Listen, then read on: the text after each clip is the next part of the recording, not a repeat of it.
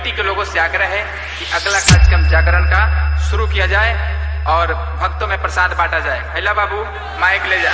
नमस्ते, प्रणाम। हम खेसारी लाल यादव और जितना भी माता के जागरण सुने, माता बहन बेटी काका चाचा बिटिया जे भी आईबा श्रद्धालु सबके गोड़ छू के गोड़ लगता है।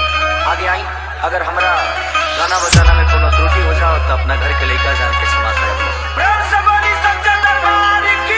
डीजे अभिषेक बाबू जी, अभिषेक बाबू जी, अभिषेक बाबू जी। कि माँ के ज्योति से नूर मिलता है, सबके दिलों को सजूर मिलता है। माँ के दरबार में जो जाए खाली हाथ, उसे कुछ ना कुछ जरूर मिलता है। आइए को भजन से सेवा बा। कैसे बा? कि माई के मुहूर्त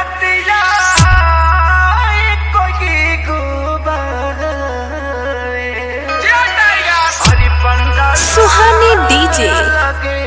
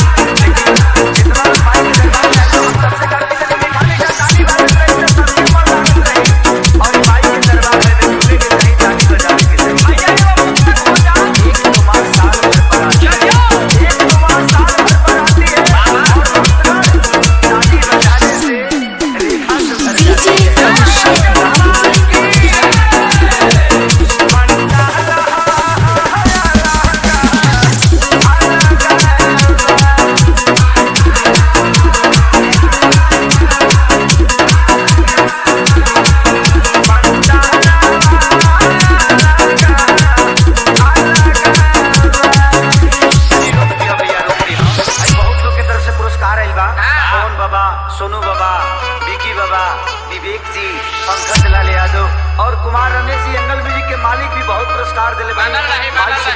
यहाँ पे हमेशा अपन दया बरसावत रहे।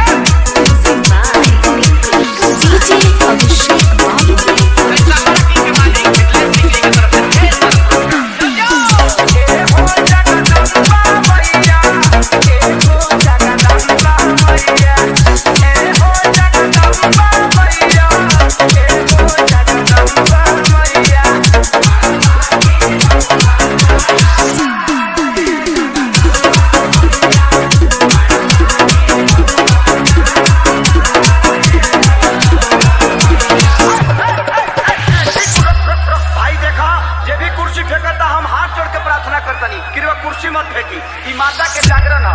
आउ को गाना हम ना गा पाई, ऐसे थोड़ा सा बंधन बा। अरे आज माई के जागरण सुनली, फिर कब प्रोग्राम हो तक होइबे करिले हम। अब आई आई आई आई आई आई आई अब सुनी नया भाव। हाँ सुनावा है बे। आज काहे नहीं